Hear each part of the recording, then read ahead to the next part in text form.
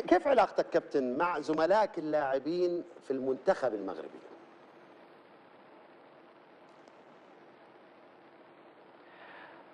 وهو في الحقيقة يعني أنا أشوف كثير من الإعلام يتكلمون على أنه حمد الله له علاقة مو حلوة مع اللعيبة حق المنتخب، وهذا شيء يعني بالعكس. يعني أكثر من 60 إلى 70% من اللعيبة حق المنتخب عندي معهم تواصل شبه مستمر وشبه يومي، ودائما ما نتكلم ودائما ما نلتقي ودائما ما عندنا علاقة ممتازة، والحمد لله يعني علاقتي مع جميع اللعيبة حلوة يعني وممتازة. في 2019 كابتن عبد الرزاق انت غادرت معسكر المنتخب المغربي من 3 سنوات تقريبا. ليش غادرت معسكر المنتخب في 2019؟ هذه هي النقطة كما يقال نقطة التحول في مشوار عبد الرزاق حمد الله مع اليوث الأطلسي.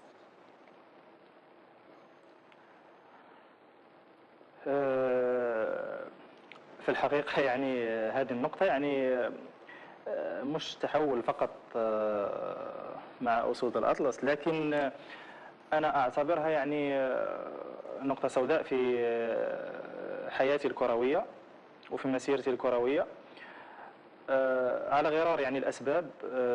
لكن أنا شخصيا أعتقد أنه كان مفروض ما أسوي هذا الغلط حقيقة، لكن أعتقد في تلك اللحظة يعني سويت هذا الغلط عن دون قصد. لم أفكر يعني على عواقبه، وبالعكس أنا أخذت عواقب يعني بالنسبة لي أنا كلاعب كرة قدم وخيمة أنه تبعد من المنتخب 3 سنوات، فهذا في حد ذاته عقاب لذلك الخطأ. لكن كما قلت في أول مرة يعني شكرت الجمهور المغربي على وقفتهم معي، أبغى أعتذر لهم مرة أخرى وأعتذر لأي مسؤول على هذا الخطأ اللي سويته. شوف، هو معروف أن عبد الرزاق حمد الله مش بسهولة يعتذر أو يتراجع، بس واضح أنك أنت تشعر يعني بالحنين لخدمة بلدك وللقميص الوطني. واضح بعد أنك أنت في راسك حاجة في كأس العالم، يعني أنت ناوي تخدم بلدك في كأس العالم بشكل غير مسبوق، وهذا اللي أدى أنه حمد الله يقرر يفتح صفحة جديدة مع الجميع. هل أنا يعني قرأت ما في مكنونك بشكل صحيح؟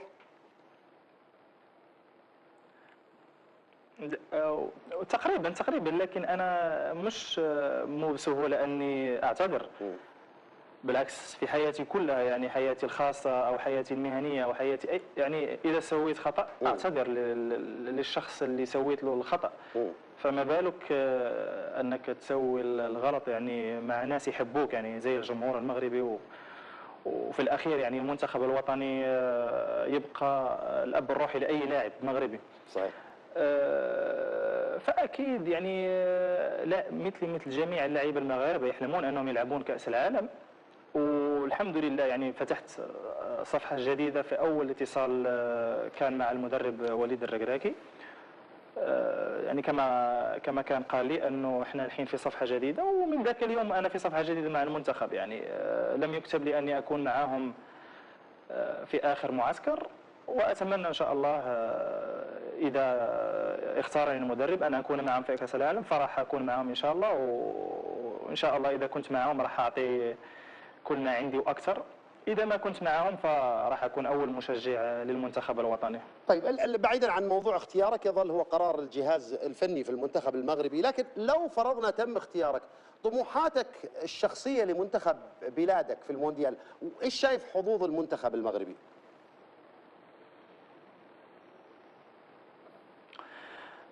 نتمنى إن شاء الله أني أكون معهم. وبالنسبة لي أنا فأعتقد أنه المنتخب المغربي منتخب قوي. أكيد أنه إحنا في مجموعة قوية بعد، لكن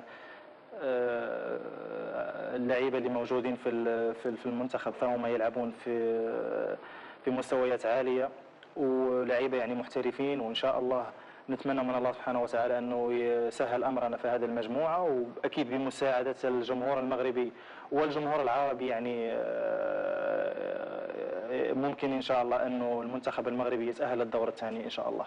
أنت في رأيك أجمل نسخة كانت للمنتخب المغربي في كأس العالم كانت أي جيل؟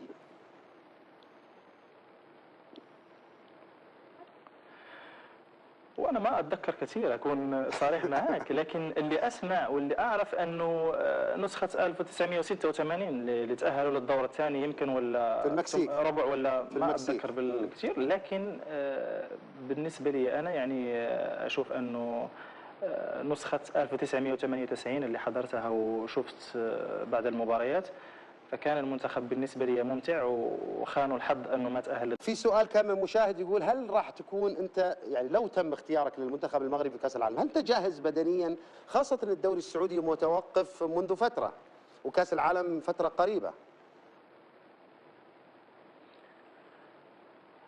ويعني تقريبا كثير من الدوريات توقفت، وخير مثال أنا حين المنتخب السعودي حتى هو توقف في الدوري هنا وسووا معسكر ويجتمعون يلعبون مباريات ودية.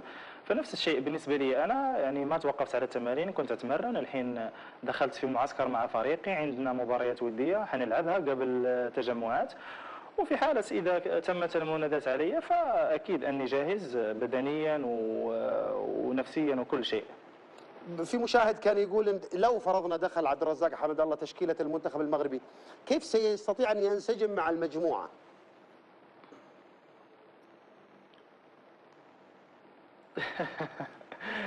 لعبت تقريبا في 4 5 دوريات، ولعبت مع برازيليين، مع افريقيين، مع اوروبيين، مع صينيين، مع خليجيين، مع جل الانواع والاشكال حق اللعيبه، والحمد لله يعني منسجم مع الكل. يعني هذا الشيء حتى انا اسمعه، يعني كيف حتنسجم مع اللعيبه المغاربه.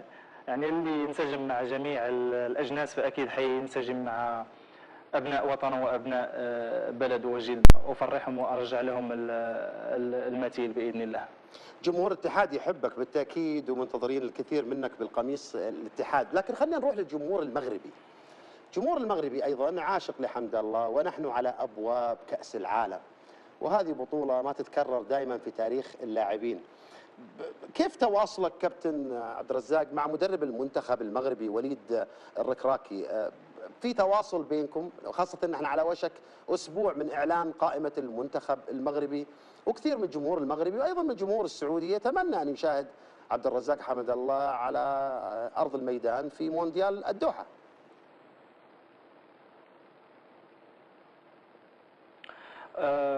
كما ذكرت، خليني ابدا لك بالنقطة الأولى اللي هي الجمهور المغربي. أنا ممتن كثيرا كثيرا كثيرا للجمهور المغربي، الجمهور الذواق، الجمهور اللي يعرف الكورة ويفهم في الكورة. أشكرهم كثير على مساندتهم لي يعني طيلة الفترة الماضية، بالرغم من أني كنت مستبعد من المنتخب المغربي، لكن لهم كل الشكر والتقدير. أما بالنسبة لتواصلي مع المدرب وليد الركراكي، فأكيد هناك تواصل بيني وبينه طيلة الفترة الماضية، وحتى مع مساعد المدرب السيد رشيد بن محمود. وهذا التواصل فهو تواصل مثل التواصل مع جميع اللاعبين المغاربة، يعني اللي ممكن أنهم يروحوا لكأس العالم. وأنا جد سعيد يعني بالحوار اللي كان بيني وبينه، وإن شاء الله نتمنى الخير في الأيام المقبلة بإذن الله. مشتاق للقميص المنتخب المغربي كابتن عبد الرزاق؟ نعم، مرة أخرى أخوي. هل أنت مشتاق لارتداء القميص الوطني المغربي؟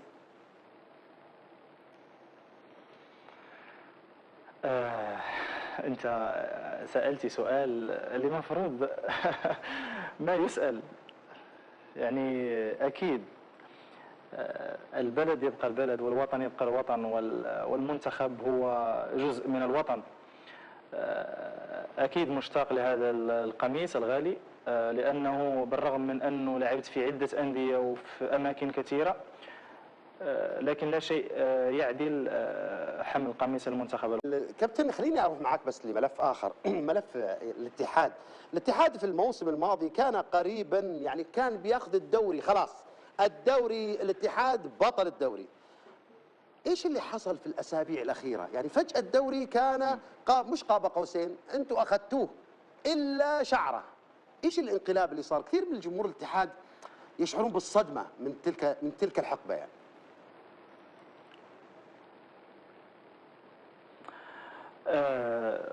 بالنسبة لي أنا يعني، وهذا رأيي شخصي، التوقف اللي صار كان مرة مو في صالحنا، أنه توقفنا يمكن شهرين ونص ولا 3 شهور. يعني إحنا